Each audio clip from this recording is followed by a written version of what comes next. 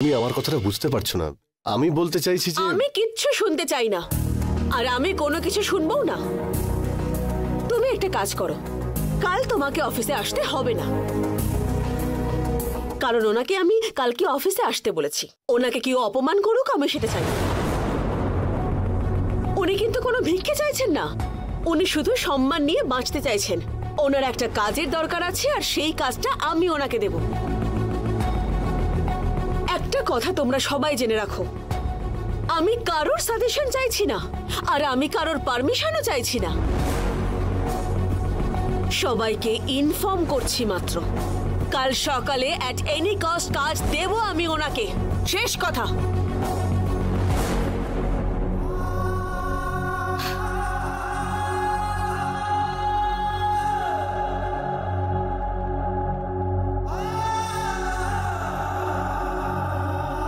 বুঝতে পেরেছি, তোমাকে আর কিছু বলে লাভ নেই। তোমাকে আর কিছু বলতে হবেও না। তোমাকে আমি বলার জন্য কিছু বলেছি? বলিনি তো। আমি আমায় কি করতে হবে সেটা আমি খুব ভালো করে জানি, আর আমি সেটাই করব।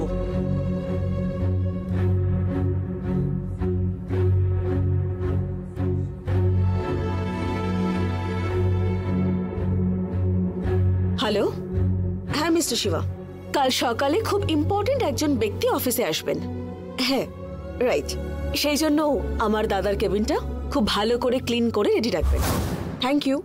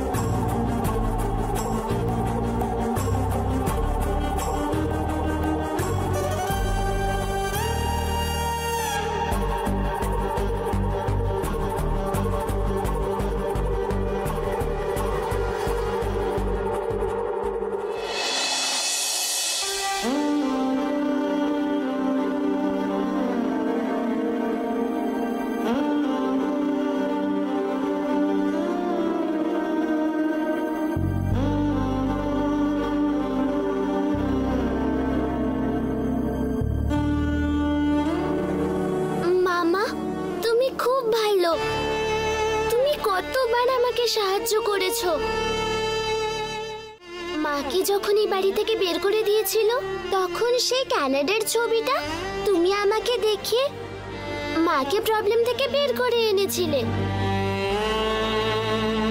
তারপরে মায়ের যখনই কোনো বিষয়ে কোনো ডাউট থাকে, কোনো সিদ্ধান্ত নিতে যখন পারে না, তখনও তোমার কাছে সাহায্য চায়। যখন মা কোনো সমস্যায় পড়ে, মা যেন কি একটা করে, কাগজে লিখে এটা দরকার আর এটা দরকার নয় বলে ডিসাইড করে। আমাকেও এবার মামার ব্যাপারটা লিখে ডিসাইড করতে হবে।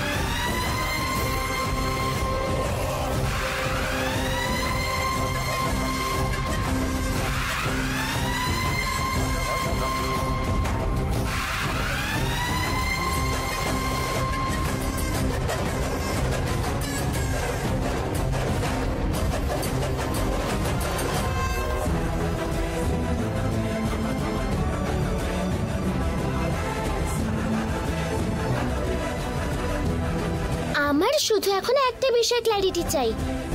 মানে একজনকে পুরো তোমার মতো দেখতে এরকম বলছে, একজনই ভালো না খারাপ, ওনাকে কাজ দেওয়া উচিত কি না?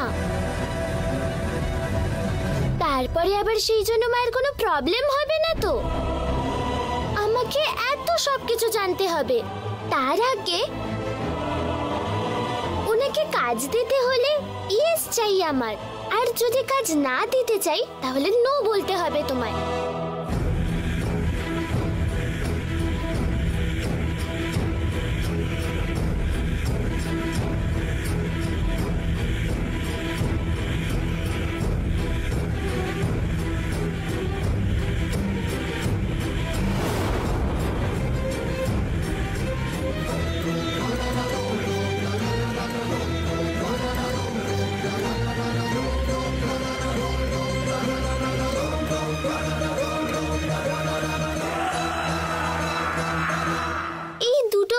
এক হয়ে গেল কি করে?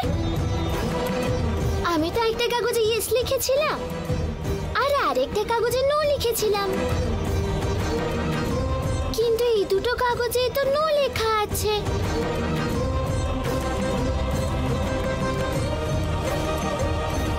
তার মানে ওনাকে একদমই কাজ দেওয়া উচিত হবে না। আমি বরং একটা কাজ করি, দুটো কাগজে আমি ইয়েস বলে লিখছি।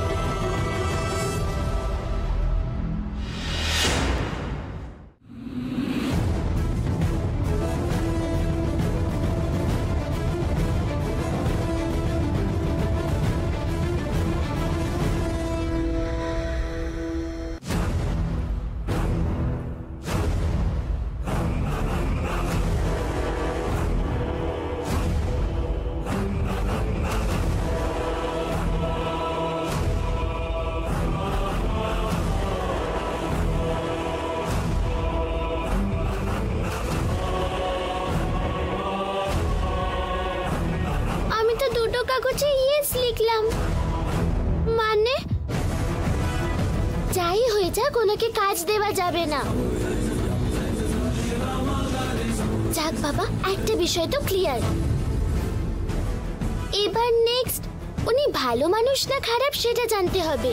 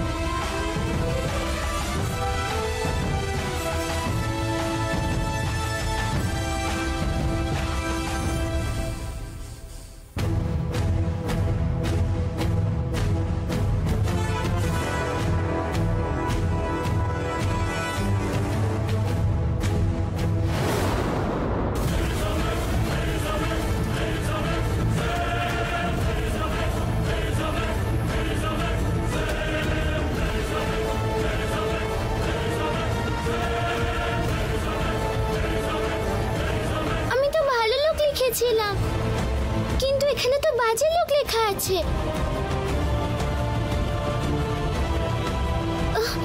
মা নিশ্চয়ই কোনো সমস্যায় পড়বে। এবার লিখবো মা সমস্যায় পড়বে কি পড়বে না, কি করি আমি?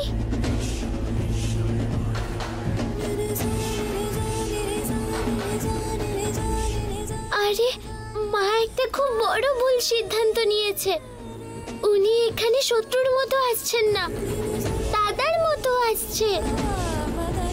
মানে মা ওনাকে খুব বিশ্বাস করেছে, অন্যদের তো শত্রু বলে জানে, তাই মা ওদের থেকে সাবধানে আছে। এখন ইনি তো দাদার মতো আসছেন, ওনাকে মায়ের থেকে দূরে কি করে করব? এই বিষয়ে তো আমাকে মায়ের সাথে কথা বলতেই হবে। ওনাকে মায়ের থেকে দূরে না করলে মা তো বিশাল বড় সমস্যায় পড়ে যাবে।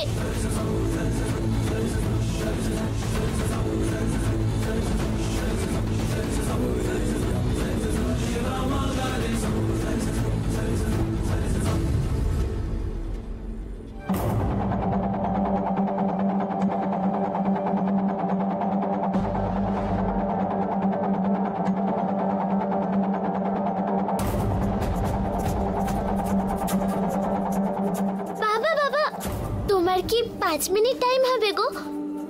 এসব তুই কি বলছিস মা? তোর জন্য টাইম নেই? বল মা, কি বলবি? না মানে তুমি আর্জেন্টলি বেরোচ্ছিলে তো, ওই জন্য বললাম। দেখ, আমার মা আমায় কিছু বলবে, এখন আমি বাইরে যাবই না। সবার আগে আমার মা, বিজনেস নয়। সে যতই লস হোক আমার কিচ্ছু যায় আসে না। আয়, আমি এখন সোফাতে বসলাম, এবার বল তোর যা যা বলার আছে। বাবা, মা তখন বলছিল না মায়ের দাদার মতো দেখতে একজনকে কাজ দেবে বলে বলছিল না? উনি ভালো না খারাপ জানার জন্য আমি মামার ফটোর সামনে দাঁড়িয়ে এই চিটগুলো দিয়েছিলাম।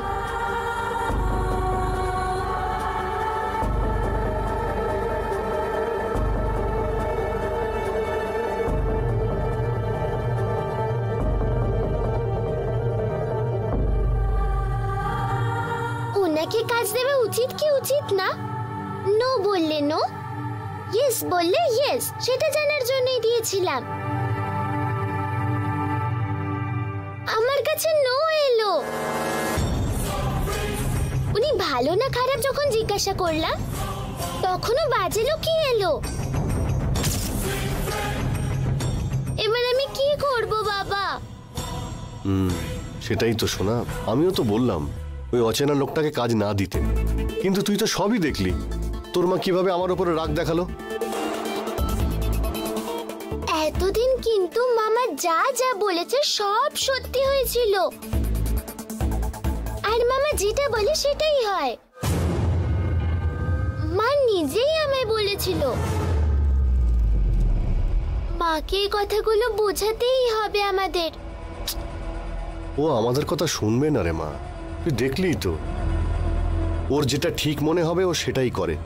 ও যেটাকে ভুল বলবে আমাকেও সেটা ভুল বলতে হবে। আর দেখলি তো, তোর মায়ের বিরুদ্ধে আমি যদি কিছু বলি, তোর মা আমার কথা না শুনে চিৎকার করা শুরু করবে। আমি একটা সময় যা ভুল করেছিলাম, তোর মা এখন সেটাই করছে। আমি ঠিক রাস্তায় হাঁটছি আর তোর মা হাঁটছে উল্টো রাস্তায়। আমরা দুজনে কোনোদিন ভালো বাবা মা হতে পারলাম না রে। এসব ভাবলে আমার খুবই গিল্টি ফিল হয় রে সোনা মা। তোমরা দুজন তো ভালোই ছিলে, মাও তো ভালোই ছিল। ইদানিং মায়েরও বিহেভ কেন করছে কে জানে। আচ্ছা বাবা, আমি কি একবার মায়ের সাথে কথা বলবো কি? তোর মা যদি তোকে বকে তখন কি করবি? বকলে বকা খাবো, আমার মাই তো। কিন্তু এই কথাগুলো তোমাকে বলতেই হবে, তাই না? তুই মন খারাপ করিস না, ওকে? কিন্তু তোর মা যদি বকে তুই কিন্তু রাগ করবি না, তাহলে কিন্তু আমার খুব কষ্ট হবে। না, মা আমাকে বকলে আমি কেন কষ্ট পাবো? আমার যা বলার আছে আমি সেটাই বলবো। ঠিক আছে, একবার বলে দেখ, যদি তোর কথা তোর মা শোনে, তাই না? ঠিক আছে বাবা।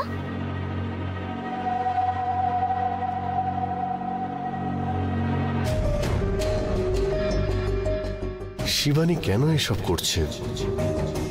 দাদার মতো দেখতে বলে তাকে দাদা বলে মেনে নিল।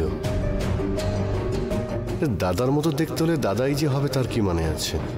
আর ও তো আমার কোনো কথাই শুনছে না। আমার দুর্গার যা বুদ্ধি আছে সেই বুদ্ধিও ওর নেই।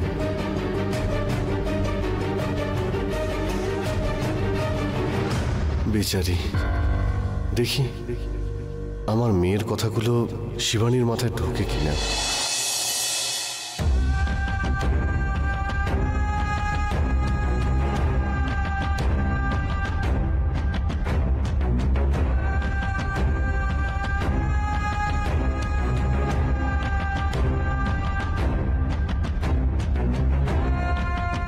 ফোন কেড়ে নিলি কেন হাত থেকে? তুমি এই ফটোটা দেখছো কারণ এনাকে তোমার দাদার মতো দেখতে। কালকে তুমি ওনাকে অফিসে আসতে বলেছো, ওনাকে কাজ দেবে বলে, তাই তো? কালকে উনি অফিসে হলে ওনাকে ফেরত চলে যেতে বলো। কেন? উনি একদম ভালো লোক না। ওনাকে কাজ দিলে তুমি খুব বড় সমস্যায় পড়বে। তোকে কে শিখিয়েছে এইসব কথা বলতে? তোর বাবা শিখিয়েছে না? না, তোমার নিজের দাদাই বলেছে।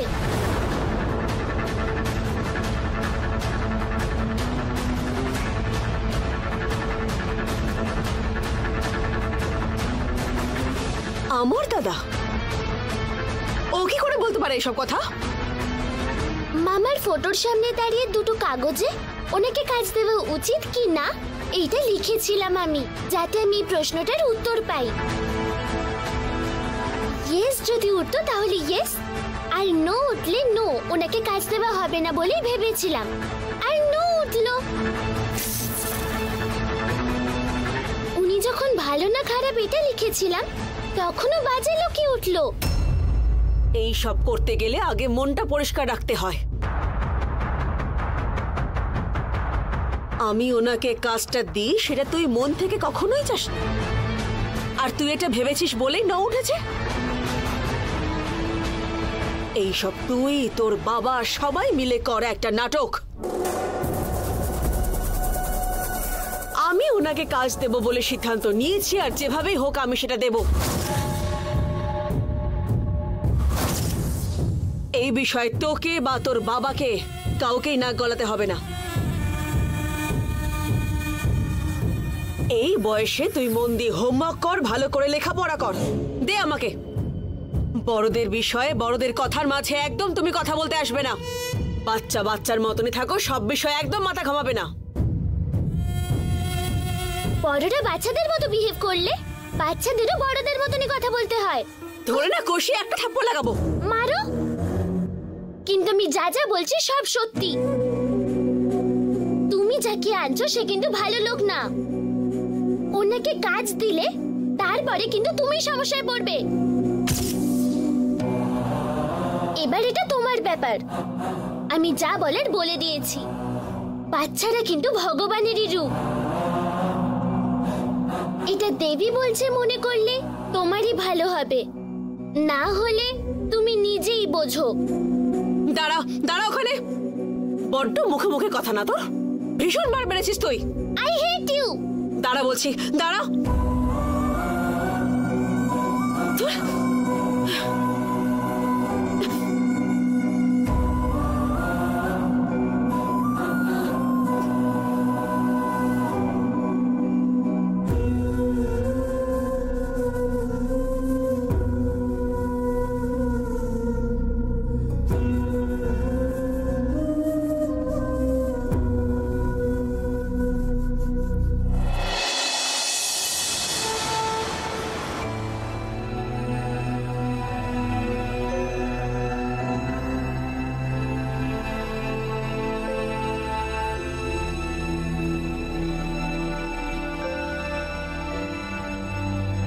Good morning madam. ও গুড মর্নিং মিস্টার শিবা।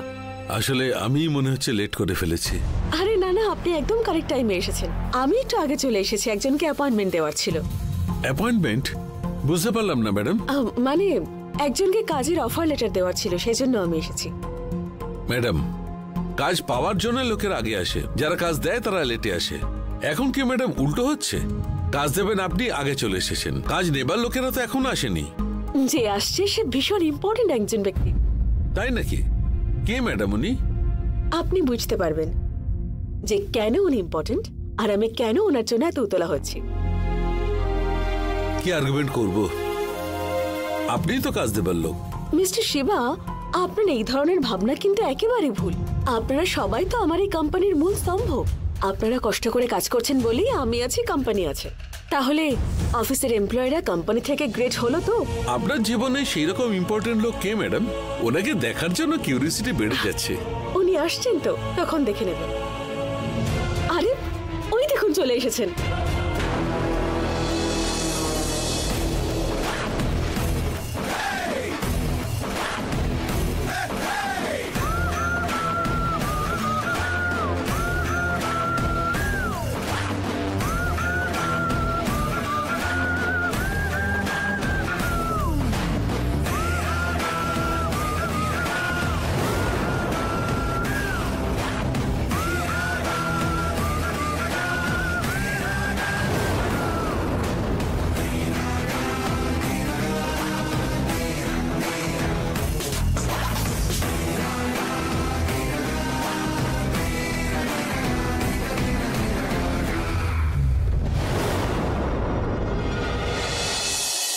নমস্কার ম্যাডাম।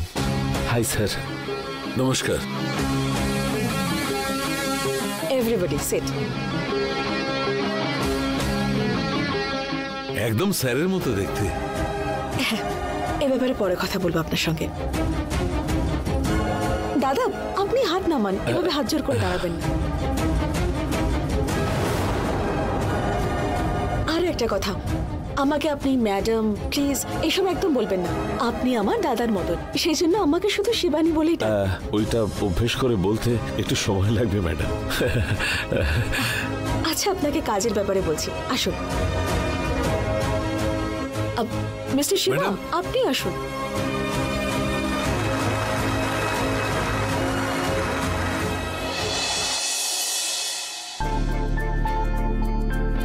আসুন প্লিজ বসুন।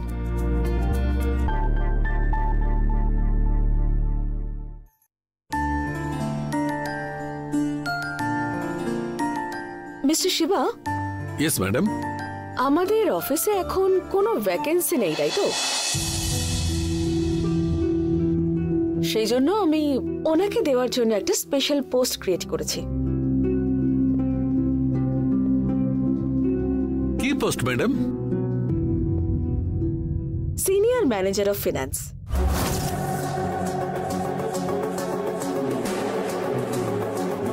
ম্যাডাম ইনি সিএ পড়েছেন? না, উনি এটা নিয়ে পড়াশোনা করেননি মিস্টার শিবা।